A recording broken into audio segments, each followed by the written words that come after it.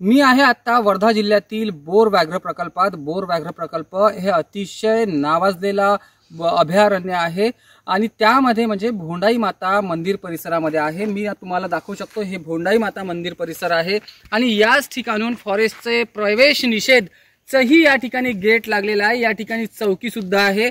या बाजूने जो परिसर आहे हाही प्रवेश निषेधचं या ठिकाणी एक गेट लागलेला आहे आणि इथे लिहिलेलं आहे हे बघा प्रवेश निषेधचा या ठिकाणी बोर्ड लागलेला आहे। असे अनेक जर या ठिकाणी फॉरेस्टचे वन विभागाचे जर या ठिकाणी प्रवेश निषेधचे बोर्ड लागलेले आहे, परंतु याच परिसरामध्ये एक या ठिकाणी एक कंत्राटदार आहे जो या पाणी पुरवठ्याला चं काम घेतला आहे।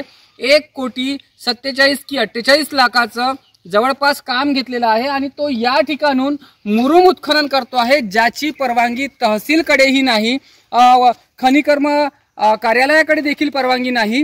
मात्र आणि हा मुरुम वाहतूक मात्र या फॉरेस्ट बफर झोन मधून केल्या जाते आहे।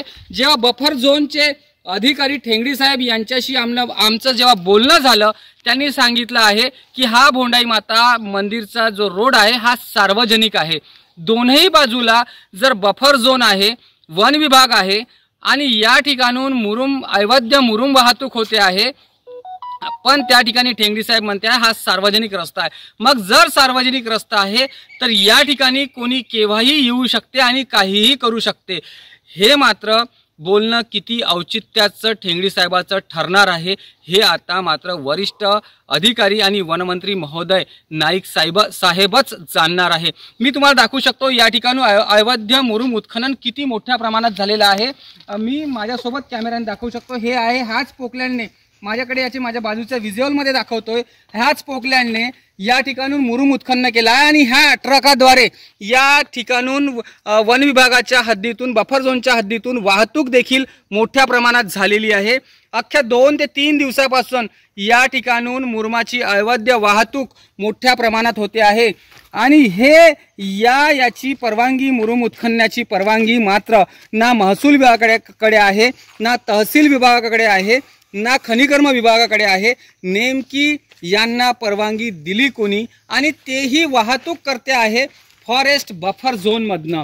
मग इतकी मोठी हिम्मत जर आकाश राठी कंत्राटदार जर करत असेल तर मात्र यांच्यावर वरदहस्त कुणाचा हे बघणं औचित्याचं ठरणार आहे। 1,47 रुपयाचा हा कंत्राट आणि यामध्ये जे आहे ते सिंचन विभागाच्या अंडरमध्ये काम होते आहे आणि या ठिकाणी मोठमोठे वृक्ष देखील तोडण्यात आलेले आहे, जे की या वन विभागाचं खूप मोठं संरक्षण करण्यासाठी हे वृक्षाची लागवड केली होती आणि या वृक्षापासून ऑक्सिजन निर्मिती होणार होती। ज्या ठिकाणी निंबाचे वृक्ष आहे, काही सागवानाचे देखील वृक्ष आहेत, या ठिकाणून या कंत्राटदाराने खूप मोठ्या प्रमाणामध्ये मुरुम उत्खनन करण्याचा जो राजरोसपणे दिवसा ढवळ्या हा जो प्रयत्न आहे हा मात्र कुणाच्या आशीर्वादाने होते आहे आणि तेही एक तर तहसील कार्यालयाची परवानगी नाही, खनिकर्म विभागाची परवानगी नाही, त्यात कुठलीही परवानगी नसताना वन विभागाची देखील परवानगी नाही।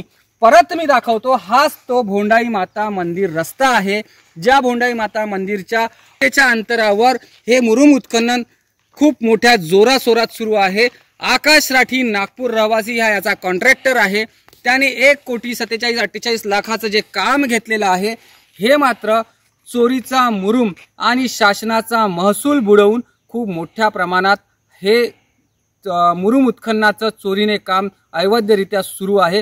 यावर जिल्हा अधिकारी महोदय मॅडम आपण कारवाई करणार का आणि यांच्यावर दंडात्मक कारवाई करून चोरीचा गुन्हा दाखल करणार का, हाच सर्वात मोठा प्रश्न आता सर्वसामान्य नागरिकांसमोर पडलेला आहे।